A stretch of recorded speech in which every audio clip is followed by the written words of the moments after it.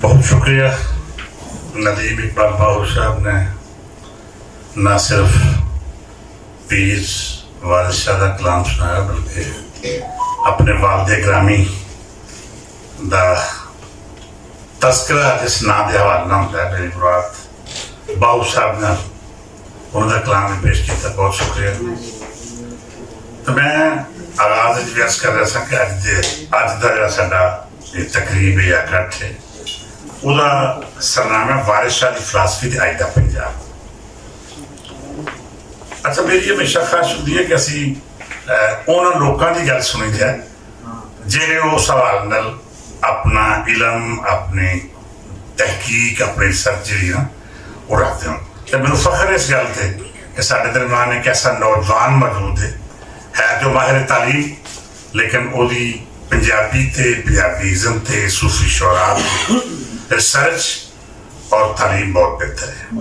और मैं हमेशा जो उनका तस्करा करना या उनके हवाले गल होती है तो इस गल से फख्र महसूस करना कि मेरी चूंकि मिट्टी ना ताल्लुक होंदा गुजरात की मिट्टी ना ताल्लुक होवे और मेरी बरादरी ना भी ताल्लुक होवे तो ये खुश आइंद गल है कि उन्हें पंजाबी का आलम चुके है और उहदे वास्ते हम आप तन मसरूफ ने और उन्होंने कोशिश तो उनकी ख्वाहिश हमेशा होती है कि वो नौजवानों इस रिसर्च के अमल तो गुजारन और नौजवानों पंजाबी मुशर्रफ बे पंजाबी कर मैं मुशर्रफ बे इस्लाम तो चलो दे ना मुशर्रफ बे पंजाबी तो उन्होंने कोशिश न नवी नस्ल की एक बड़ी तादाद जी है वो पंजाबी नाल वाबस्ता है।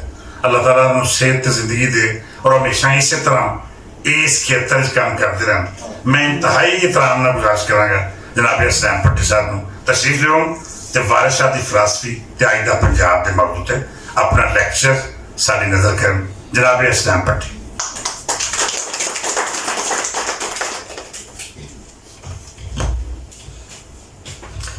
अवल हमद खुदा दा विद कीजिए इश्क कीता सजगदा मोल मियाँ पहले आप ही रब ने इश्क कीता ते माशूक है नबी रसूल मियाँ। मैं पंजाब हाउस की सारी इंतजामिया सुसम जनाब मोहतरम मुदस्सिर इकबाल भट्ट साहब का शुक्रगुजार हाँ कि अज दे बहुत ही अहम सारनामे हेठ प्रोग्राम कराया जा रहा है। वारिस शाह की फिलासफी ते अज दा पंजाब मतलब ये कि शाह साहब के दौर तो लैके हुण तक असी एक वेरवा भी करना है ते असी ये वेखना है कि वो पंजाब की सी ते अज असी कित्थे खलोते हैं। ते अब्दुल रशीद एडवोकेट साहब बैठे ने नौजवान भी ने होर भी दोस्त अहबाब जिन्हों के नाम मैं नहीं जानता लेकिन आंदे रहिंदे ने तुसीं भी अक्सर प्रोग्रामां च मौजूद होंदे हो। तो गल इस तरह कि जी पंजाब ते पंजाबी दे काम करना एक बड़ी एजाज की गल है। तो भट्ट साहब ने गल की है मुशर्रफ बा पंजाबी होने की। मैडम डॉक्टर तबस्सुम साहब मौजूद ने खवातीन की सवानियां की नुमाइंदगी कर रही हैं तो मैं सिर्फ इन्ना कहांगा जिहड़ा मुशर्रफ बा पंजाबी हो जाता मुशर्रफ बा इस्लाम भी हो जाता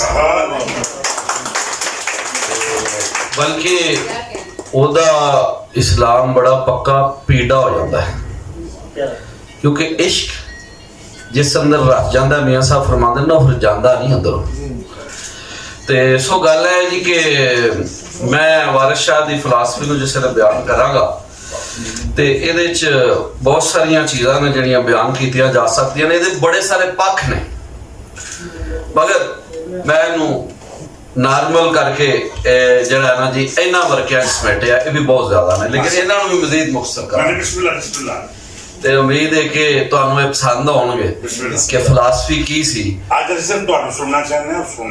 मैं बहुत शुक्रगुजार हाँ तो इंशाअल्लाह ताला तुसीं महसूस भी हो गए शाह साहब ने एक एक परत नूं किस तरह खोल खोल के बयान किया है और अज असीं कित्थे खलोते हैं ये असल अज दा पंजाब असीं उत्थे जाना है और उस चीज़ तक पहुँचना है। कोई चाहते की सन तो मैं इस चीज़ तो पहला के बयान करा तो हीर वारिस शाह जी फिलासफी है फलसफे का जो लफ्ज़ है ना जी इसके बारे क्या जाता है यूनान तो आया। ये बड़े मुख्तलिफ मुतालब बयान किए गए हैं। एक इहदा तर्जमा किया जाता है कि ये जिंदगी के बारे नुक्ता नज़र का नाम है। ਕੁਝ ਕਹਿੰਦੇ ਨੇ ਇਹ ਹਕੀਕਤ ਅਸਲੀਅਤ ਦੀ ਤਲਾਸ਼ ਦੀ ਕੋਸ਼ਿਸ਼ ਦਾ ਨਾਮ। ਪਰ ਜਿਹੜੀ ਇਸਤਲਾਹ ਰਾਇਜ ਹੋ ਜਾਂਦੀ ਹੈ, ਆਵਾਮ ਜਿਸ ਤਰ੍ਹਾਂ ਮਰਜ਼ੀ ਉਹਨੂੰ ਸਮਝ ਰਹੀ ਹੁੰਦੀ, ਉਹਦਾ ਮਤਲਬ ਖਾ ਕੁਝ ਵੀ ਹੋਏ, ਜਿਹੜਾ ਸਿੱਕਾ ਰਾਇਜੁਲ ਵਕਤ ਹੁੰਦਾ ਨਾ ਉਹਨੂੰ ਮੰਨਣਾ ਚਾਹੀਦਾ।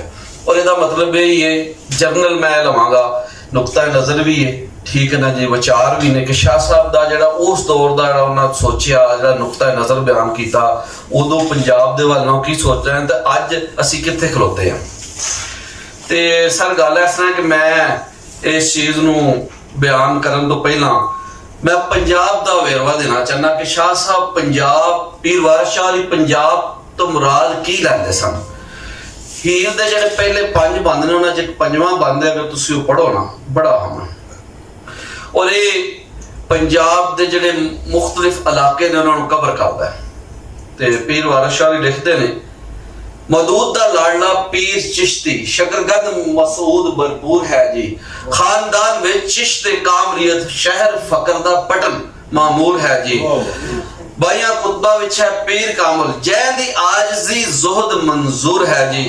ਸ਼ਕਰਗੰਜ ਨੇ ਆਨ ਮਕਾਮ ਕੀਤਾ, ਦੁੱਖ ਦਰਦ ਪੰਜਾਬ ਦਾ ਦੂਰ ਹੈ ਜੀ। ਇਹ ਫਿਕਰਾ ਗੌਰ ਕਰੋ, ਸ਼ਕਰਗੰਜ ਨੇ ਆਨ ਮਕਾਮ ਕੀਤਾ, ਦੁੱਖ ਦਰਦ ਪੰਜਾਬ ਦਾ ਦੂਰ ਹੈ ਜੀ।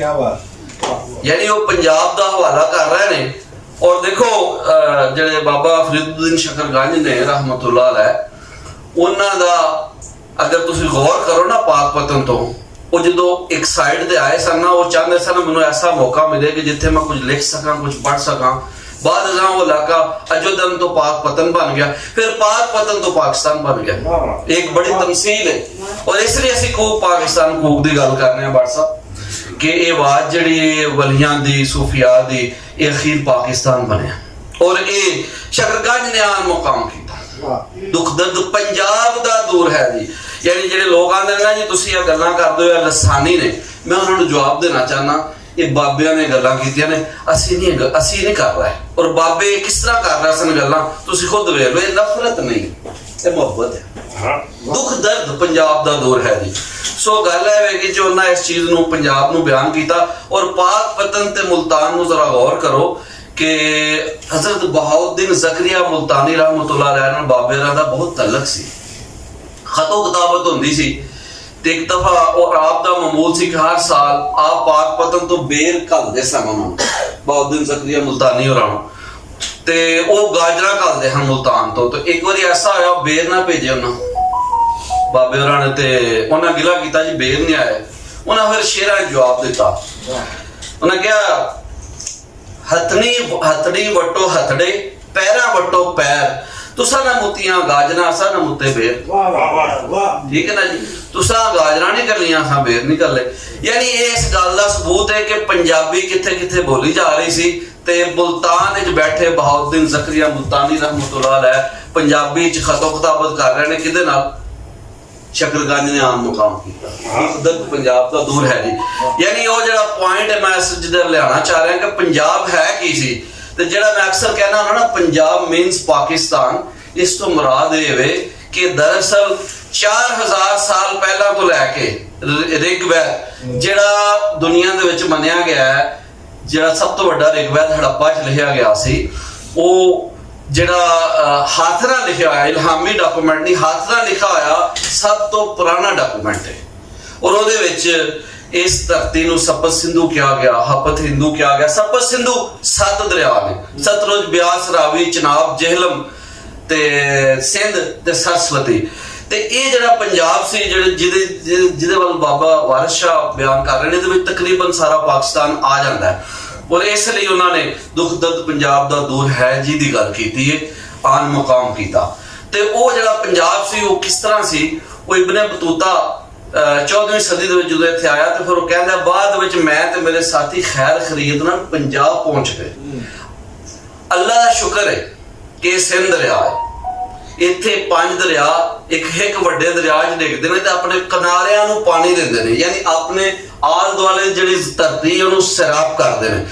ਯਾਨੀ ਸਿੰਧ ਧਰਤੀ, ਸਿੰਧ ਤਹਿਜ਼ੀਬ, हड़प्पा, टैक्सला, मोहनजोदड़ो एक तहजीब है। इस और मैं एक गल नहीं, मैं गल नहीं कर रहा। सज्जल सरमस्त रहमतुल्लाह अलैह ਖੈਰਪੁਰੇ 'ਚ ਬਹਿ ਕੇ ਪੰਜਾਬੀ ਸ਼ਾਇਰੀ ਕਰ ਰਹੇ ਨੇ। ਸ਼ਾਹ ਅਬਦੁਲ ਲਤੀਫ ਬਟਾਈ ਪੰਜਾਬੀ ਸ਼ਾਇਰੀ ਕਰ ਰਹੇ ਨੇ, ਠੀਕ ਹੈ ਨਾ ਜੀ। ਔਰ ਸੱਚਲ ਕੀ ਕਹਿੰਦੇ ਨੇ, ਬੁੱਲੇ ਸ਼ਾਹ ਨੂੰ ਬੇਰਾਗੀ ਕੀ ਤੋਈ ਜਿਨ੍ਹਾਂ ਦਾ ਸ਼ਹਿਰ ਕਸੂਰ, ਠੀਕ ਹੈ ਨਾ ਜੀ। ਇਹ ਇੱਕ ਰੈਫਰੈਂਸ ਹੈ।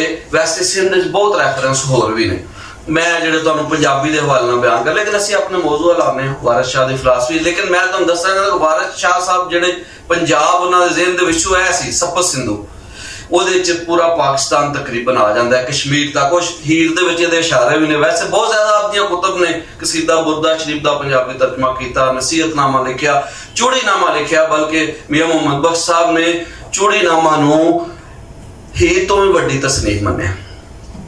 ਤੇ ਬਹਰਹਾਲ ਲੇਕਿਨ ਫਿਲਹਾਲ ਅਸੀਂ ਹੀਰ ਤੋਂ ਹੀ ਅਖਜ਼ ਕਰਾਂਗੇ ਜ਼ਿਆਦਾਤਰ ਜਿਹੜਾ ਆਪਣਾ ਮੌਜੂ ਹੈ, ਔਰ ਅਸੀਂ ਉੱਤੇ ਗੱਲ ਕਰਾਂਗੇ। ਤੇ ਵਾਰਿਸ ਸ਼ਾਹ ਸਾਹਿਬ ਦਰਅਸਲ ਤੁਹਾਨੂੰ ਪਤਾ ਹੈ ਸ਼ਹਬਾਜ਼ ਇੱਕ ਤਸਵਰ ਹੈ।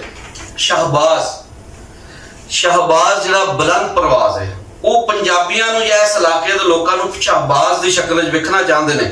ਤਾਂ ਉਹ ਕਹਿੰਦੇ ਨੇ ਤੈਨੂੰ ਰੱਬ ਸ਼ਹਬਾਜ਼ ਬਣਾਇਆ ਸੀ, ਤੈਨੂੰ ਰੱਬ ਸ਼ਹਬਾਜ਼ ਬਣਾਇਆ ਸੀ, ਤੂੰ ਬਣਿਓ ਕਰਤੱਬੋ ਇਲ ਆਪੇ, ਤੂੰ ਬਣਿਓ ਕਰਤੱਬੋ ਇਲ ਆਪੇ, ਠੀਕ ਹੈ ਨਾ ਜੀ। ਮਤਲਬ ਇਹ ਵੇ ਕਿ ਇੱਕ ਸ਼ਹਬਾਜ਼ ਤੇ ਇਲ ਦਾ ਮੁਆਜ਼ਨਾ ਕਰ ਰਹੇ ਨੇ। ਤਾਂ ਉਹ ਕਹਿ ਰਹੇ ਨੇ ਕਿ ਵੈਸੇ ਸਪੈਸੀਫਿਕਲੀ ਪੰਜਾਬੀਆਂ ਨਾਲ ਮੁਖਾਤਬ ਨੇ, ਇਨ ਜਨਰਲ ਉਹ ਸਾਰੀ ਕਾਇਨਾਤ ਦੇ ਨਾਲ ਇਨ ਬਹਿਸੀਅਤ ਇਨਸਾਨ ਨੂੰ ਐਡਰੈਸ ਕਰ ਰਹੇ ਨੇ, ਆਫਾਕੀ ਕਲਾਮ ਹੈ। ਤੇ ਫਿਰ ਇੱਕ ਜਗ੍ਹਾ ਤੇ ਹੋਰ ਲਿਖਦੇ ਨੇ ਜਿਹੜੀਆਂ ਨਾਲ ਉਡਾਰੀਆਂ ਨਾਲ ਬਾਜ਼ਾਂ, ਜਿਹੜੀਆਂ ਲੈਣ ਉਡਾਰੀਆਂ ਨਾਲ ਬਾਜ਼ਾਂ, ਉਹ ਬੁਲਬੁਲਾਂ ਥੱਕ ਮਰਿੰਦੀਆਂ ਨੇ, ਉਹਨਾਂ ਹਰਨੀਆਂ ਦੀ ਉਮਰ ਹੋ ਚੁੱਕੀ, ਪਾਣੀ ਸ਼ੇਰ ਦੀ ਜੂਹ ਦਾ ਜੋ ਪੀਂਦੇ, ਠੀਕ ਹੈ ਨਾ ਜੀ।